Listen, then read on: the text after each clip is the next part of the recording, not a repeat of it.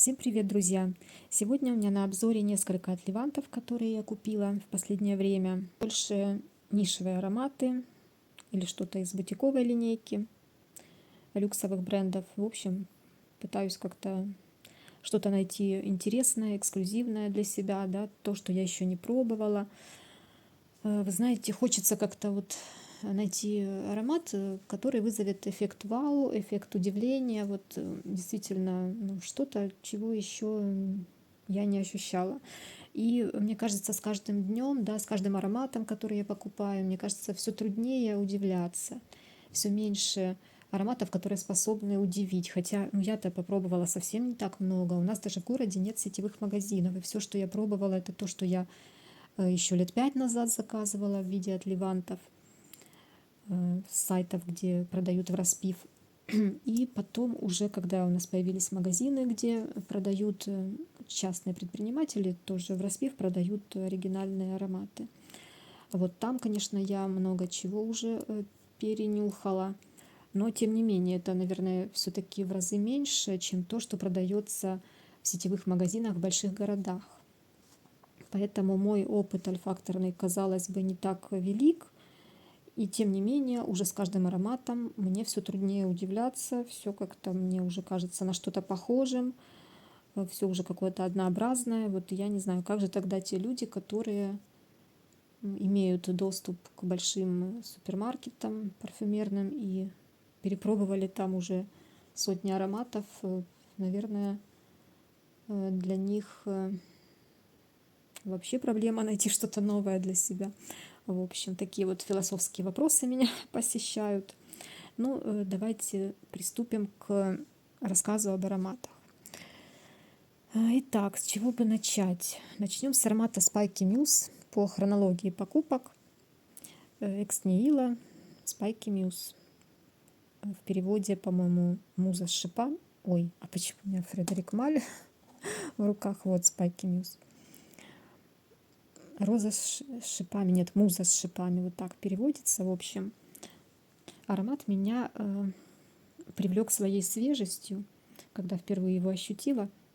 Такая очень какая-то свежая утренняя роза, такая в капельках росы, такая вся зеленая, такая немножко как бы и огуречная, да, какой-то свежий огурчик где-то рядом пробегал. В общем, очень такая приятная роза, но это больше в начале аромата, вот когда его наносишь на кожу и он начинает раскрываться, он становится более таким вот нахрапистым, становится каким-то более свербящим, даже какая-то как будто бы вот специевость, или, возможно, это какие-то молекулы современные, что-то в нем свербящее такое появляется, знаете, он становится более громким и немножко даже способен утомить. Но это на мой нос. Хотя я вообще привыкла к более сладким и насыщенным ароматам. Казалось бы, этот такой вроде бы и свежий, и прохладный. Ну вот да, потом он становится более насыщенным. То есть вот эта свежесть в нем, она несколько такая обманчивая. Ну, я не скажу, что прям он прям кардинально так супер как меняется, но немножко вот есть у него в развитии изменения. Таким вот прям свежим хрустальным он перестает быть в какой-то момент. Вот. Дальше следующий аромат. Ну и скажу еще, что к Spiky Muse, ну общее такое, да, резюме. То, что у меня как-то рука к нему не часто тянулась. Вот пару раз я поносила, и как-то вот, ну, любимчиком он моим не стал. Может, потому что что-то новое постоянно появляется. Ну, вот как-то так. Не могу его прям выделить среди всех остальных. Идем дальше. Дальше будет у нас Энпассан Фредерик Маль. Этот аромат, конечно, пахнет сиренью, очень натуралистично. Когда первый раз его ощутила, мне просто показались какие-то весенние цветы, абстрактный, или же пион какой-то показался, вот такое. В общем, вначале это был собирательный образ весенних цветов и разного цветения, и белого, и всякого. Потом я поняла, что все-таки это сирень. Очень свежий, очень натуралистичный. Он такой где-то и водянистый немного, зеленый. Вот такими эпитетами можно было бы описать его. В общем, просто носибельный, приятный цветочный аромат. Тоже прям не могу сказать, что прям как-то он меня слишком поразил. Думаю, таких ароматов много. Но тут, конечно, думаю, что очень такие недешевые ингредиенты, поэтому в нем нет каких-то неприятных баз, неприятных нот. Такого не наблюдается. И какой-то дешевизны тоже в нем нет. Очень так все дорого, приятно, округло, ничего не выпирает. Хороший аромат. Ну, тоже как бы не сказать, что он прям удивляет и что-то дает мне новое. Таких вот цветочных, похожих тоже немало существует. Потом следующий. Сантал Данша. Это Армани бутиковая линейка. Армани Приве или Прайв. Не знаю, как правильно. Если по-французски, наверное, Приве. Но этот аромат, как-то не сразу я его купила, как-то немножко пару раз подходила к нему. Наверное, на третий раз купила этот отливантик. Все-таки вот чем-то он меня зацепил. Тоже вот необычный для меня, как для любителя каких-то цветочных и кисло-сладких гурманских. Этот такой соленый аромат. В нем есть и вот эти пресловутые соленые огурчики присутствуют. И цветы, вот здесь и роза ощущается, мне кажется. Я не помню, есть ли в пирамиде, но какая-то вот свежая цветочность тут в совокупности с соленостью. Вот это, видимо, этот контраст меня и привлек, потому что соленых ароматов в моей коллекции не так много. Но здесь сандал такой приятный. Да, у меня не так много таких ароматов, поэтому у меня практически их вообще нет. Поэтому он меня привлек, вот он удивил и был необычным. Но тоже пару раз поносив, как-то рука особо не тянется. Не знаю почему. Он в чем-то похож на Сантал 33, всем известный. Не помню уже, кто производитель, но тот, мне кажется, более свербящий, такой более назойливый. Этот, мне кажется, мягче, аристократичнее. Этот такой более интеллигентный.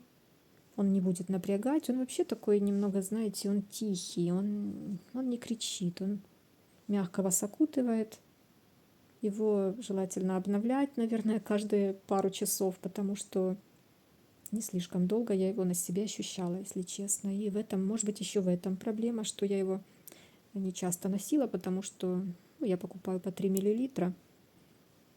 И, возможно, вот эта постоянная необходимость обновить аромат как-то меня немножко раздражает, потому что от ароматов за такую цену ждешь все-таки большей стойкости, наверное. И мне всегда 3 мл хватает прям за глаза, чтобы поносить несколько раз, разносить, ознакомиться и понять, что это не мое или наоборот мое. Ну, здесь как-то почему-то я его через пару часов уже не ощущала. Может, мой нос так к нему привыкает. Ну, вообще аромат, да, он способен, наверное, тоже. Вот он способен удивить, скорее всего, потому что, да, меня он удивил и привлек своей вот необычностью. Такая вот свежая солоноватость. Ну, насколько я помню, вот в этой линейке Armani Privé, вот ароматы в прозрачных флаконах, по-моему, возможно, они идут в концентрации туалетная вода, и поэтому, видимо, низкая стойкость. Не помню, какая концентрация, но я про них такое слышала, что у них стойкость невысокая.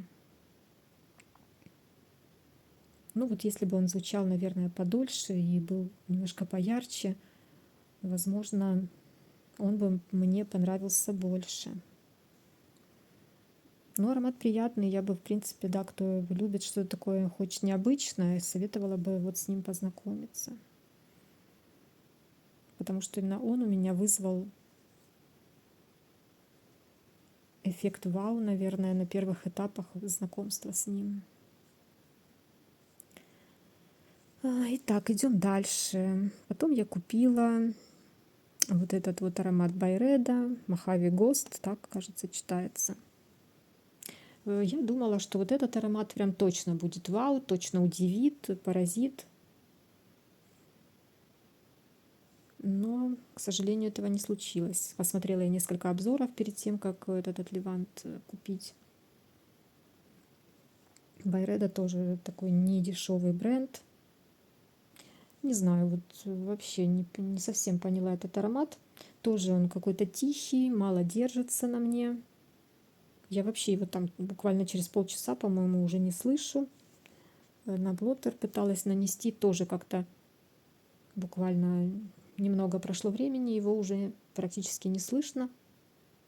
На следующий день вообще на блотере буквально, ну, какая-то тоже солоноватая нотка остается, но обычно по несколько дней такие ароматы вот в этой ценовой категории, но они обычно стойкие, несколько дней на блотере держатся.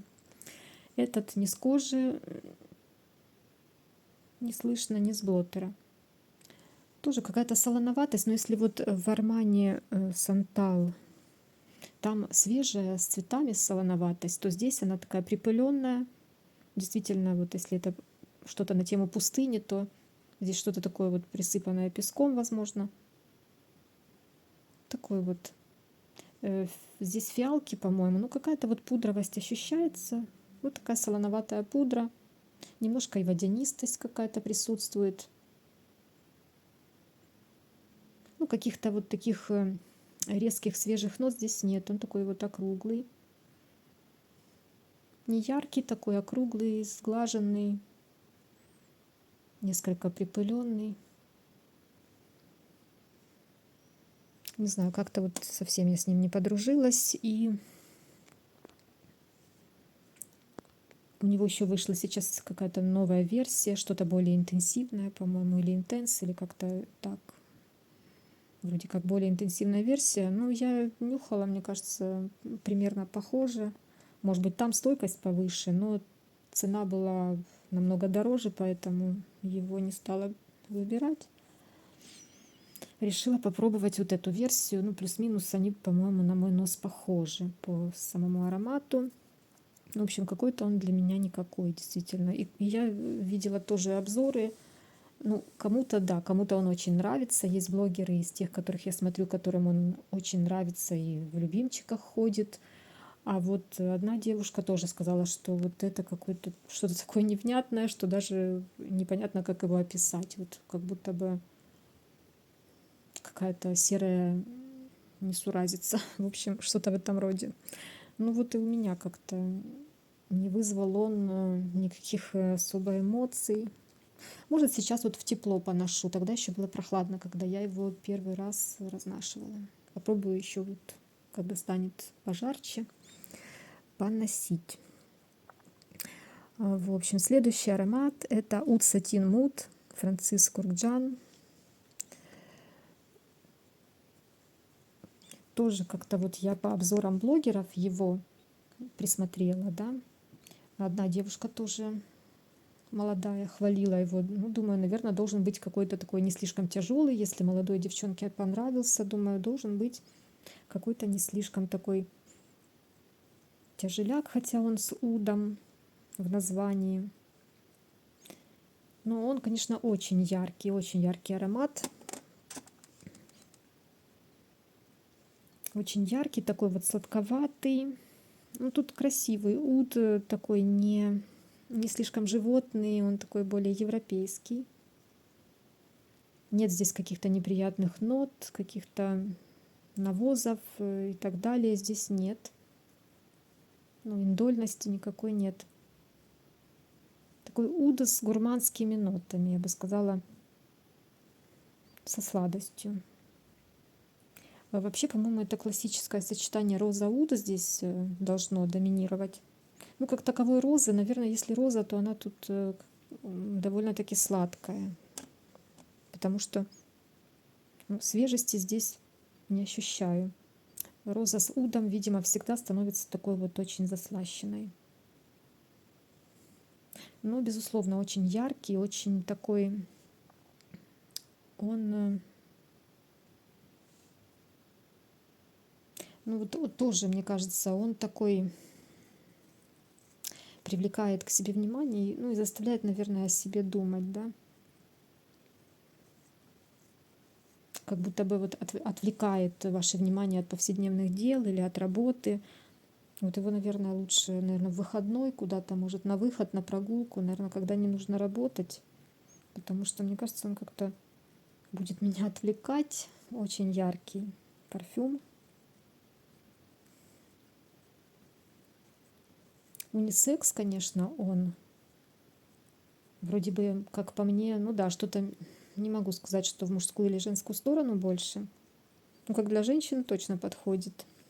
Может, мужчина бы сказал, что слишком сладко, но для женщины точно подойдет. Это то, что я люблю. Унисекс — это очень прям мое направление.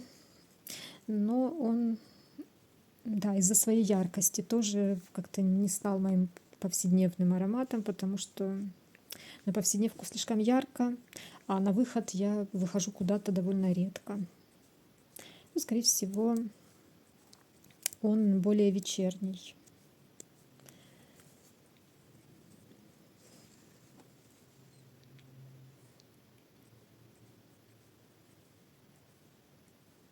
Тут как будто бы какой-то, как будто и десерты какие-то с удом. Такая роза засахаренная, видимо, или какое-то варенье из роз. Но уд, конечно, тут придает такую немножко грубую нотку, скажем. Но она не отталкивающая, она очень приятная.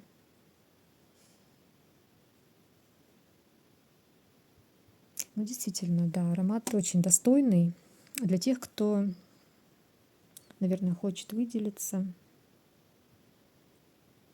Если это женщина, да, то, скорее всего, этот аромат привлечет к вам внимание, звучит очень дорого, красиво, самобытно. Это, конечно, все-таки не молодежный аромат, не девочковый. Абсолютно, ну такой для женщины уже за 30, я бы сказала, а то и старше, возможно. И, наверное, больше на холодное время, хотя удовые ароматы вроде бы и в жару. Ну, думаю, да, я вообще приверженец такого мнения, что можно в любую погоду носить любой аромат, если вам нравится. Просто, конечно, нужно соблюдать дозировку, чтобы это не было слишком удушающе. И еще, знаете, такой момент, то, что я с утра еду в маршрутке на работу, и мне кажется иногда, что как-то люди начинают откашливаться в моем присутствии. Я как-то беру на свой счет, думаю, наверное, у кого-то уже свербит в горле мой аромат. И я вот все время какие-то испытываю муки совести. Мне кажется, что это из-за меня, если кто-то кашляет в маршрутке. Поэтому я, хотя я наношу буквально 2 пшика, не больше. Если таких вот каких-то насыщенных ароматов, то никак не больше 2 пшиков. Один на шею, один на запястье и растираю. Вот. И последний отливантик — это Amouage Honor женский в белом флаконе. Вообще очень, конечно, красивый флакон. Вы знаете, первый раз, когда его понюхала из флакона, он меня оттолкнул. Мне показалось, что это какой-то индол сплошной, какие-то туалетные ноты, какой-то освежитель в туалете. В общем, как-то нет. Сразу у меня было отторжение на него. И я ушла, купила что-то другое в тот день, ушла без него. Потом все равно думаю, ну как же так, ну Амуаж, всем нравится, там мои любимые блогеры его хвалят, обожают его, так красиво описывают. Думаю, нет, все-таки нужно взять, попробовать на своей коже, потому что тоже многие говорят, что нужно амуажи пробовать на коже, что просто описывать их там по блотерам или из флакона, понюхав, это совсем не то, что это все будет недостоверно, что надо наносить на кожу. В общем, да, купила я 3 мл. Ну, действительно, аромат мне в итоге очень понравился. Вот это тоже, это один из моих любимчиков, действительно, к которому рука тянется, и носила чаще, чем другие из этой подборки, да, скажем так. Наверное, его носила больше всего из представленных здесь. В нем есть некая такая белоцветочная сливочность, кремовость. Он очень яркий. Я не скажу, что он может быть ароматом невесты, как некоторые считают. Тут я тоже считаю, что он слишком яркий для этого. И тоже для девушки скорее, ну так, 25 плюс. Слишком для молоденькой. Я не вижу его на юных девушках. Такой более взрослый аромат все-таки. Тут, конечно, ну, сплошные белые цветы, скажем так. Хотя тут есть, по-моему, и ладан в базе. Какие-то более тяжелые ноты в базе присутствуют. Ну, действительно, поэтому он и не кажется настолько легким. Все-таки чувствуется, что здесь есть какие-то такие более насыщенные, какие-то современные молекулярные ноты, которые не дают ему быть таким прям летящим, просто каким-то белоцветочным блаженством, легким, невесомым. Нет, про него так нельзя сказать. К счастью или к сожалению, это уже кто что любит. Но я вот такое люблю. Я не люблю слишком какие-то легкие, такие, ну, свежаки не люблю в основном, поэтому мне понравился. Я не разделяю здесь ноты, что тут гордения, тубероза говорят.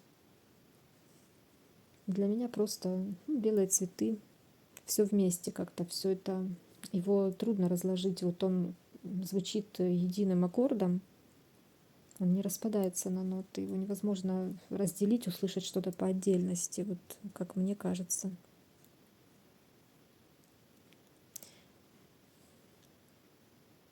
Ну и действительно уже при разнашивании уже этого вот туалетного освежителя я не слышу.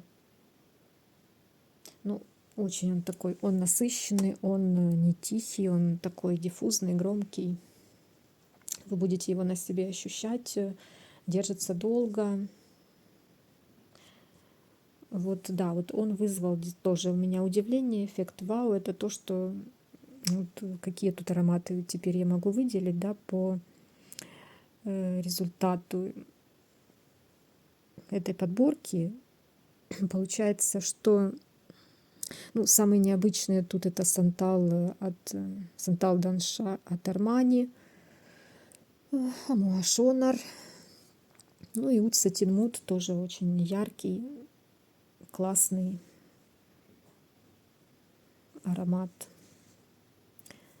Ну вот так вот, да. Все-таки мне, видимо, нравятся более тяжелые, поэтому какие-то более свежие почему-то у меня остаются, вот, не знаю, пасти задних, как говорится, а вот такие более тяжелые, более насыщенные у меня как-то все время вот больше я их почему-то хочу носить. Хотя иногда вот тоже, вы знаете, под настроение. Бывают такие периоды, когда хочется чего-то такого девчачьего, простого, понятного, легкого. Бывают такие дни, но особенно весной, казалось бы, должны быть такие дни часто, но у меня не так уж часто это бывает. И теперь еще хочу сказать, да, вот про эти три аромата. Здесь я выставила. Но это я хочу рассказать про мои весенние ароматы, которые во флаконах. То, что вот я в мае буду носить и ношу. Купила вот такую вот реплику на Amouage Guidance. Это идет без какого-либо бренда. Здесь идет просто Eau de Parfum. На маркетплейсах продается. И действительно, первые ноты очень похожи. И потом как-то и в базе, да, есть какая-то вот это то, что вот свербит в гайденсе, вот этот сандал соленый тоже здесь присутствует, и вот эта вот сладость.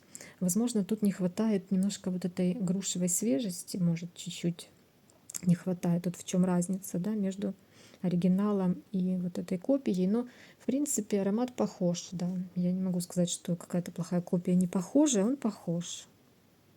Я прям, когда только его забирала с пункта выдачи, там прям я развернула слюду, открыла коробку и уже почувствовала этот аромат. И уже поняла, что он будет похож. Потому что основные аккорды здесь неплохо повторили. Ну вот действительно немножко вот этой грушевой свежести, наверное, свежинки не хватает, вот этой фруктовой чуть-чуть побольше бы. Ну и, конечно, стойкости бы побольше. На одежде он держится лучше, чем на коже, что могу сказать. Поэтому, если хотите какой-то недорогой аналог, если ну, совсем, да, финансы не позволяют брать хотя бы там от Леванты оригинала, если это все для вас дорого, то возьмите вот такую копию.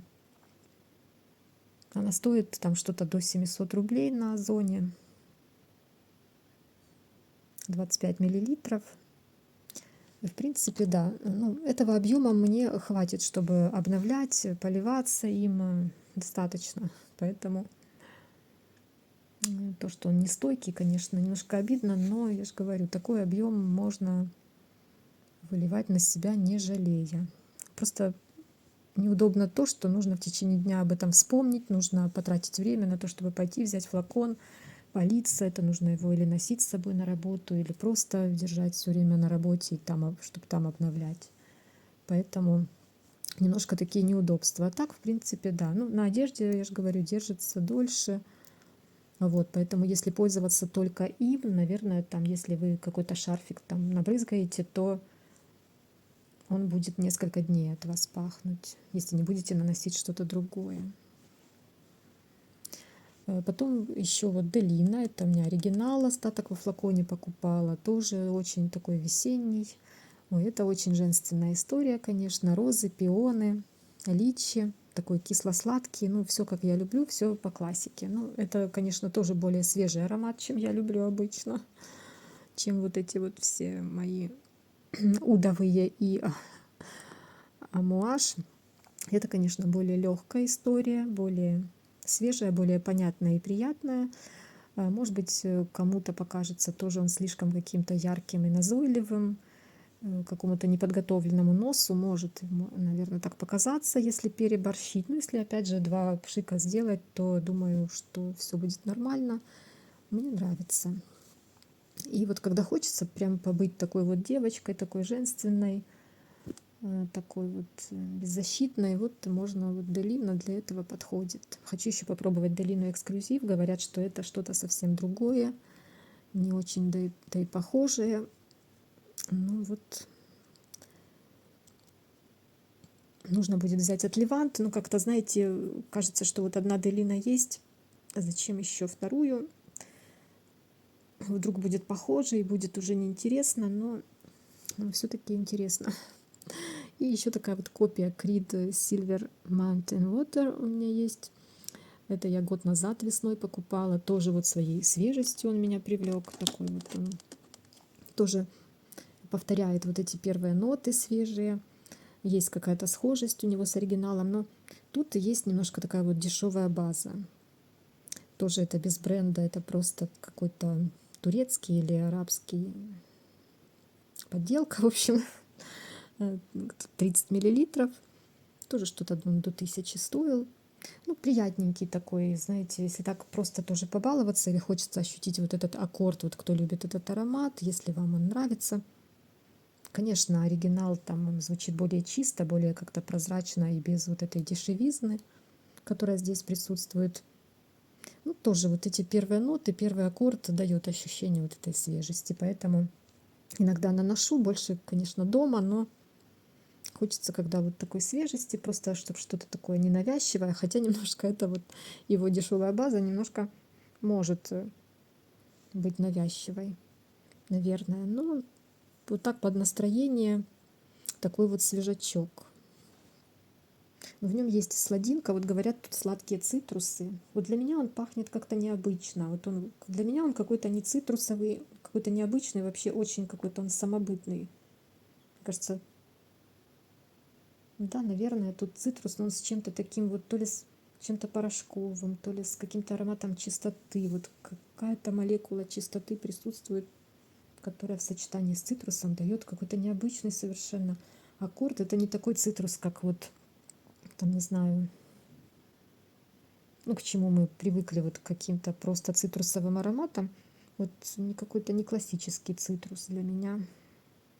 Совершенно он такой самобытный. Хотелось бы оригинал, не отказалась бы от какого-нибудь небольшого объема оригинала, но, как говорят, он не стойкий в оригинале. Поэтому как-то вот, не знаю, даже те же 3 мл взять, чтобы он был не стойкий, как-то жалко, стоит не бюджетно.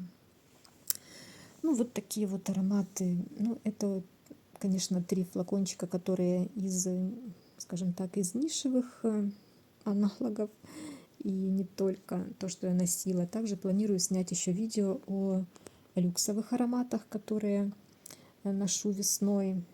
Надеюсь, что не поленюсь и скоро его тоже сниму и выложу. И на этом у меня все, друзья. Пишите комментарии, если у вас есть эти ароматы, если пробовали. Напишите, как они вам, совпадает ли ваше мнение с моим или же кардинально отличается. Будет интересно почитать.